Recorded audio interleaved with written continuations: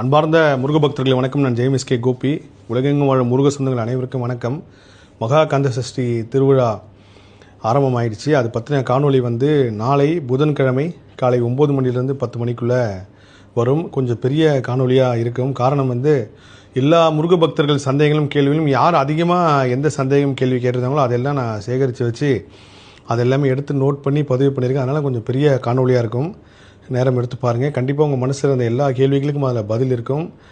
முருகப்பெருமான் நம்ம உள்ளத்தை தான் பார்க்குறாரு தவிர உங்களோட கடுமையான விரத முறைகளையோ இல்லை கடுமையான இது எல்லாமே உங்கள் ஊழ்வினை கருமவினை மாற்றக்கூடிய ஒரு அற்புதமான விஷயம் தானே தவிர உங்களை வருத்திக்கிட்டு விரதம் இருக்காதீங்க. குறிப்பாக என்னோட முருகராட்சி நான் வந்த விஷயமே எளிய பக்தி மூலியமாகவே இறைவனை நீங்கள் உணரலாம், இறை சக்தியை நீங்கள் பெறலாம். கடின பக்தி ஒரு பக்கம் இருந்தாலும் நம்ம எல்லாமே அவ்வளோ பெரிய பாவம் பண்ணவங்க கிடையாது. எளிய பக்தி மூலியமாக நீங்கள் இறைவனை உணரலாம்.